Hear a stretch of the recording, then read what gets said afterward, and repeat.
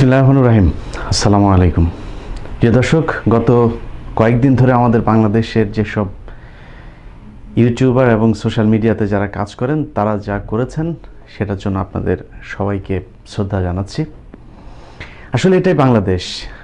আমাদের দেশের শাহরিয়ার কবির, সুলতানা কামাল, খুশি কবির, মুনতাসির মামুন কিংবা ৭১ টেলিভিশনের কিছু উলঙ্গ নারী যে বাংলাদেশের স্বপ্ন দেখেন, সেটা এত সহজে আমাদের এই প্রজন্মে অন্তত সম্ভব না। আমাদের পরের প্রজন্মের জন্য আমরা কি রেখে যেতে পারি সেটা আমরা জানি না, কারণ আমরা মুসলমানরা একেবারে বরাবরই খুব উদাসীন এবং দৈন্যতার পরিচয় দিচ্ছি।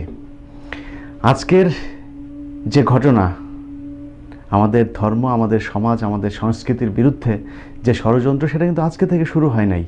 এটা শুরু হয়েছিল আরও অনেক আগে থেকে। আমাদের নজর রাখা দরকার ছিল, কিন্তু আমরা সেটা রাখি নাই। অথচ যারা এই ষড়যন্ত্র শুরু করেছে তারা কিন্তু অনেক আগে থেকে এই ষড়যন্ত্রটা শুরু করেছিল।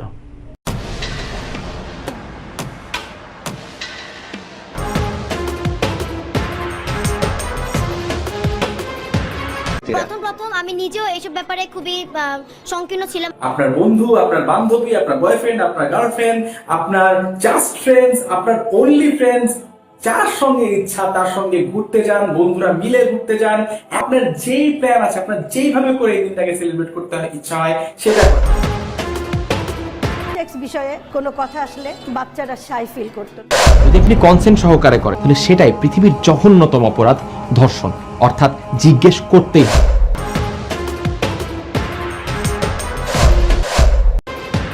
মেয়েটা তো দেখলাম ছেলেদের সাথে ঘোরাফেরা করছে, এ ধরনের সাত কথা বলার লোকের অভাব হবে না। এদের কথা যদি আপনি কান দেন তাহলে কখনোই আপনার ছেলেকে মেয়েকে ইন্সপায়ার করতে পারবেন না। দেখে লজ্জা পেতাম, আমাদের জড়তাটাকে দেখে। জেনারেশন ব্রেক থ্রু কি ব্রেক করা হচ্ছে? কন্ডম, পিরিয়ড, আমাদের সন্তানদের যৌনাঙ্গ সম্পর্কে সমূহ জ্ঞান অর্জনের ব্যবস্থা করা হয়েছে। বাংলাদেশের একজন মেয়ে আছে যার কিনা পিরিয়ড হবার পর কি করতে হবে সেটার জন্য রাস্তায় গিয়ে কাউকে জিজ্ঞেস করতে হয়েছে, কোনো শিক্ষককে জিজ্ঞেস করতে হয়েছে? এটার জন্য তার মাই যথেষ্ট। তারপরেও কেন এই প্রকল্পের মাধ্যমে আমাদের শিশুদেরকে এই জ্ঞান অর্জনের ব্যবস্থা করা হলো?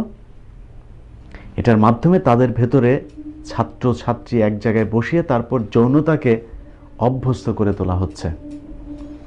এই ষড়যন্ত্র আজকে থেকে শুরু হয় নাই, একেবারে শুরু থেকে। ধরুন, বিভিন্ন দেশের শিক্ষা কার্যক্রম যেটা আছে, যুক্তরাষ্ট্রের কথা বলি, কি পড়ানো হয়? Twinkle twinkle little star, how I wonder what you আর।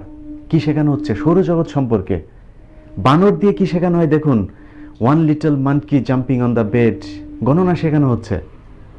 আর আমাদের দেশের রবীন্দ্রনাথ আর সুকুমার রায়দের আধিপত্য বিস্তার করা যে শিক্ষা ব্যবস্থা, সেইখানে আগডুম বাগডুম ঘোড়াডুম সাজে। কি শিখছে এটা দিয়ে? তাদের আমাদের সন্তানদের মগজ ধোলাই করবার জন্য যে চক্রান্ত, সেটাকে বাস্তবায়ন করবার জন্য তারা এখনো পর্যন্ত আমাদের শিক্ষা ব্যবস্থাকে আঁকড়ে ধরে রেখেছে।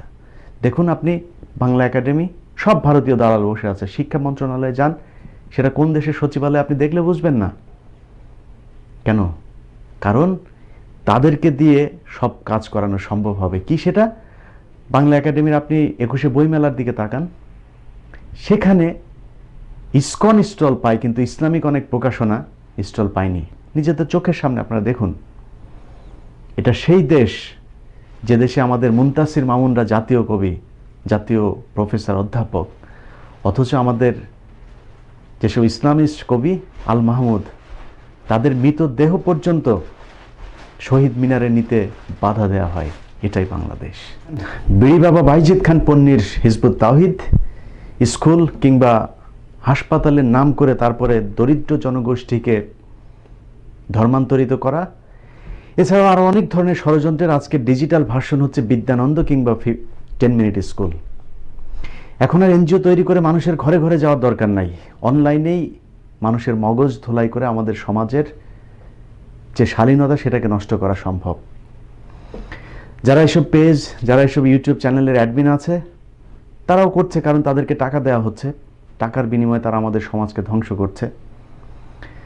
আপনি যদি দেখুন, মঙ্গল শোভাযাত্রা হয়, সেটাতে স্পন্সর করছে কারা?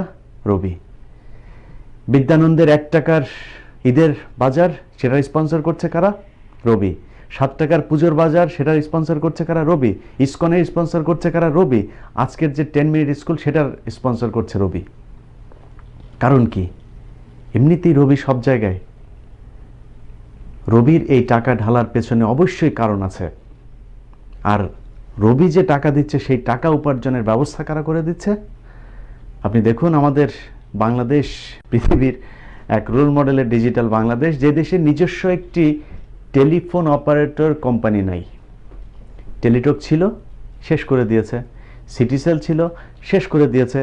বাংলালিংক ছিল, সেটাও নাই। ওয়ারিজ ছিল, এয়ারটেল ছিল, সবগুলোকে ধ্বংস করে দেওয়া হয়েছে। এর মধ্যে টেলিটক আমাদের নিজস্ব কোম্পানি ছিল। সব ধ্বংস করে এখন গ্রামীণ ফোনের পেছনেও লাগা হয়েছে। উদ্দেশ্য কি? রবিকে একক ব্যবসা করার সুযোগ করে দেয়া। রবি সেই টাকা দিয়ে কি করবে? সেই টাকা দিয়ে রবি আমাদের যুব সমাজকে ধ্বংস করবে। পূর্ণাঙ্গ শিক্ষা পদ্ধতি রবি 10 মিনিট স্কুল। স্কুলে পৌঁছে যেতে পারি, কলেজে পৌঁছে যেতে পারি। আজকে রবি 10 মিনিট স্কুল একটা ডিজিটাল প্ল্যাটফর্ম হিসেবে দাঁড়িয়ে গেছে। এবার চলুন রবির টাকায় চলা 10 মিনিট স্কুল কারা চালায় সেটা একটু দেখা যাক। আমার মোবাইল, আমার ক্যামেরা, আমার ফেসবুক, আমার পেজ, আমার যা মন চাই তাই নিয়ে কথা বলবো। আপনারা সাকিব বিন রশিদ নাম শুনলে মক্কার কুরাইশ বংশের সন্তান মনে হচ্ছে না? আসলে আমাদের দেশের যেসব নাস্তিক আছে তাদের একটা ইউনিক চরিত্র আছে, একেবারে কমন একটা চরিত্র। সেটা হচ্ছে তারা নাস্তিক না, তারা শুধু ইসলাম বিদ্বেষী। পৃথিবীর প্রতিটা ধর্মের মধ্যে আধ্যাত্মিকতাকে বিশ্বাস করা হয়, অদৃশ্যকে বিশ্বাস করা হয়, কিন্তু তাদের যত সমালোচনা সব হচ্ছে ইসলাম ধর্ম নিয়ে।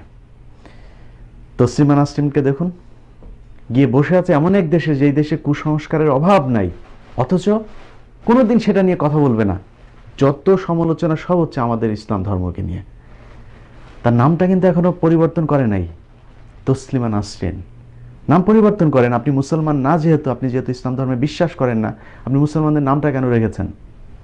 এর কারণ হচ্ছে তার পেছনে যারা আছে তাদেরকে বোঝাতে হবে যে আমি মুসলমান ছিলাম এবং এই ধর্মে নানান ধরনের ত্রুটি থাকার কারণে আমি আজকে ইসলাম ধর্ম ত্যাগ করেছি। আজকের যে সাকিব বিন রশিদের কথা বলছি তারাও সেই একই দলেরই নাস্তিক। প্রমাণ না হওয়া পর্যন্ত আপনারা হয়তো বলতে পারেন যে কেন বললেন? এটা প্রমাণিত, কারণ তিনি যে নাস্তিক সেটা তিনার ফেসবুকে তিনি এরই মধ্যে প্রমাণিত করেছেন। অবশ্য এটাও কিন্তু আপনার ব্যক্তিগত ব্যাপার। আপনি ডারউইনের মতবাদে বিশ্বাস করলে মনে করতে পারেন বানরের পেছন দিয়ে আপনার জন্ম হয়েছে, কেউ মনে করতে পারেন গরুর পেছন দিয়ে জন্ম হয়েছে, গরু তাদের মাতা পিতা, কেউ মনে করতে পারে ছাগল তাদের মাতা পিতা। এক একজন এক একটা বিশ্বাস করতেই পারে, সেটা তার স্বাধীনতা আছে। আমি যেমন মনে করি আমাকে আল্লাহ সৃষ্টি করেছেন, আমি আশরাফুল মাখলুকাত হিসাবে আমি যেমন একটা বিশ্বাস করি, সে বিশ্বাস অনুযায়ী আপনি অন্য একটা কিছু বিশ্বাস করতে পারেন। আপনি ইসলাম ধর্মকে ঘৃণা করতে পারেন, আপনি কোরআন শরীফকে ঘৃণা করতে পারেন, কোনো সমস্যা নেই, সেই স্বাধীনতা আপনার আছে। আপনি একটা কোরআন শরীফ কিনুন, ঘরে নিয়ে যান, নিয়ে যেয়ে পুড়িয়ে ফেলেন, কোনো সমস্যা নেই। আমরা দেখছি না, আমরা জানিও না, কারণ আপনি ঘৃণা করেন, এই ঘৃণা করার অধিকার আপনার আছে। কিন্তু আমার সামনে যখন আপনি কোরআন অবমাননা করতে আসবেন, সেটার দাঁত ভাঙা জবাব দেওয়া হবে। একটা এরিয়া নিয়ে আজকে একটু কথাবার্তা বলি, which is sex education, right? Before I had access to pornography, I was very curious যে ঘটনা হচ্ছে কি।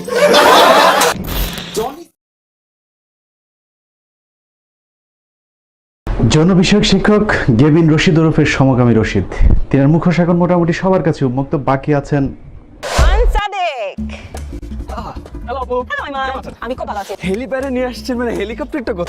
সাদিক। এখন নিজের নামাজ পড়ার ছবি টবি ফেসবুকে আপলোড দিয়ে তারপরে নিজেকে মুসল্লি প্রমাণ করার চেষ্টা করছেন।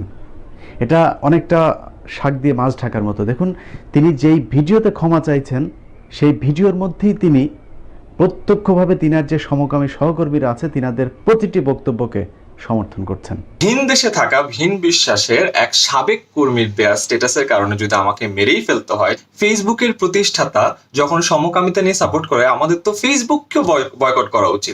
ফেসবুকের প্রতিষ্ঠাতাকেও মেরে ফেলার জন্য এখন কাজ করা উচিত। ফেসবুক বয়কট করব কি না করব সেটা আমার ব্যক্তিগত ব্যাপার। আর ফেসবুকের প্রতিষ্ঠাতা যদি সমকামিতার পক্ষে কথা বলে থাকে, তারপরেও আমি তার বিচার চাবো না, কিন্তু আপনার বিচার চাবো। এর কারণ হচ্ছে ফেসবুকের প্রতিষ্ঠাতা যেখানে বসে কথা বলছেন তার সেই দেশের সমকামিতা বৈধ, আর আপনি যে দেশে বসবাস করছেন সেই দেশের সমকামিতা একেবারে সাংবিধানিকভাবে অবৈধ ঘোষণা করা হয়েছে। আমাকে কেন আমার বক্তব্য সবার সামনে দিতে হবে? এটা তো দেওয়ার কথা না, আমি তো এর জন্য বাধ্য না। জি, অবশ্যই আপনাকে ক্ষমা চাইতে হবে, কারণ আপনার ধর্ম ঘৃণা করার, ধর্ম পালন না করার, কোন ধর্ম পালন করবেন সেই সব কিছুর অধিকার আছে, কিন্তু আপনি যখন প্রকাশ্যে কারো ধর্মীয় অনুভূতিতে আঘাত করবেন তখন আপনাকে প্রকাশ্যেই ক্ষমা চাইতে হবে।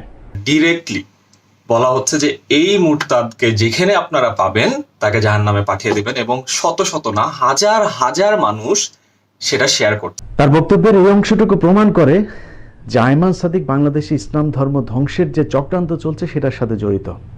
তার টার্মগুলো একটু লক্ষ্য করুন, মুরতাদ জাহান্নামে পাঠিয়ে দেওয়া হবে। তার মানে আমাদের দেশের যারা ধর্মভীরু মানুষ, যারা আলেম, তারাই তাদেরকে হুমকি দিচ্ছেন। পৃথিবীতে সবচাইতে বেশি নির্যাতনের শিকার হচ্ছে কোন ধর্মের মানুষ? মুসলমান। সবচাইতে বেশি কোন ধর্মের ধর্মীয় গ্রন্থটার অবমাননা করা হয়েছে? কোরআন শরীফ। পৃথিবীর মধ্যে কতজন মুসলমান কত হাজার বিধর্মীকে খুন করেছে এর জন্য? ইউরোপের মতো সভ্য একটি দেশ, সেই ইউরোপের দেশগুলোতে পর্যন্ত কোরআন শরীফ পড়ানো হয়, সেটার বিচার হয় না। আজকে মার্কিন যুক্তরাষ্ট্র পৃথিবীর সবচেয়ে বাক স্বাধীনতার দেশ, আপনি এখানে এসে খ্রিস্টানদের ধর্মীয় গ্রন্থ পড়িয়ে দেখুন তো, সম্ভব না। শুধুমাত্র মুসলমানদের ধর্মীয় গ্রন্থ আর মুসলমানদের উপরে নির্যাতন হবে সেটা নিয়ে কথা বললেই আমাকে হত্যার হুমকি দেওয়া হচ্ছে। আপনার বিরুদ্ধে বিচার চাইছে, বিচার আমিও চাই, আপনার ফাঁসি হওয়া উচিত। কারণ আপনাদের মতো ডারউইনের মতবাদে বিশ্বাস করা কিছু বানরের কারণেই আমাদের সমাজে আজকে অসংখ্য বানরের উৎপত্তি ঘটছে। ওনাকে অক্সফোর্ডের সমকামিতা সাপোর্ট করে, ভাবা যায় এগুলা? অক্সফোর্ডের সমকামিতা সাপোর্ট করে মানে ও নিজেই সমকামী। আর ও বাংলাদেশে যে প্রতিষ্ঠানে কাজ করতো ওই প্রতিষ্ঠানের মতাদর্শ মনে হয় এরকম সমকামিতা প্রমোট করে। ওইটার ওনারও মনে হয় সেম। ভাবা যায়? দেখেন ভাই, আমাদেরকে এগুলো নিয়ে বলতে আসবেন না। আমরা বিরাট একটা শ্রেণী যেমন সমকামিতা কিংবা এই ধরনের অশ্লীলতার বিরুদ্ধে কথা বলছি, ঠিক একইভাবে আয়মান সাদিকদের একটা ফলোয়ার শ্রেণীও আছে। সেই ফলোয়ারদের মধ্যেই এই নারী একজন। চিড়িয়াখানার এই প্রাণীটার আইটি ঘেঁটে দেখা গেল তিনি তার ফেসবুকের এক জায়গায় সুগার ড্যাডি সম্পর্কে প্রমোট করেছেন। বাংলাদেশ এখন এগিয়ে যাচ্ছে, আপনারা নিশ্চয়ই সুগার ড্যাডি সম্পর্কে ইতোমধ্যে জেনে গেছেন। সুগার ড্যাডি হচ্ছে একজন বয়স্ক মানুষ, তিনি তার মেয়ের বয়সের একটা মেয়েকে তার বাড়িতে নিয়ে যাবে এবং সেই মেয়ের সব ধরনের খরচ তিনি বহন করবেন। বিনিময়ে রাতে তার মেয়েকে তার সাথে শুতে হবে। এবার চিন্তা করুন, যারা এই ধরনের সমকামিতাকে সমর্থন করে তাদের রুচি কোথায় গিয়ে ঠেকেছে।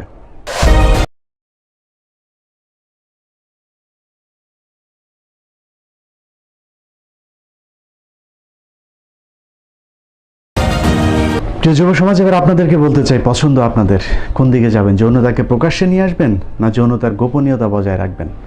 প্রেম ভালোবাসা আমরা করেছি, আপনারা করবেন, চলতেই থাকবে, কিন্তু সমাজের পরিবেশ ধ্বংস করে তারপরে নয়। প্রশাসনকে বলতে চাই, শুধুমাত্র জামাত আর বিএনপির পেছনে লেগে থাকলে হবে না। আয়মান সাদিক আর সালমান মুক্তাদিররা আমাদের সামনে যে সমাজ ব্যবস্থাকে প্রতিষ্ঠিত করতে চায় সেখান থেকে আপনিও বিচ্ছিন্ন না। ঐশীরা কিন্তু আপনাদের ঘরেও জন্মায়, সেই পসিবিলিটি আরও অনেক বেশি, কারণ তাদের শরীরের আগা থেকে গোড়া পর্যন্ত ঘুষের টাকায় মোড়ানো। আল্লাহ হাফেজ।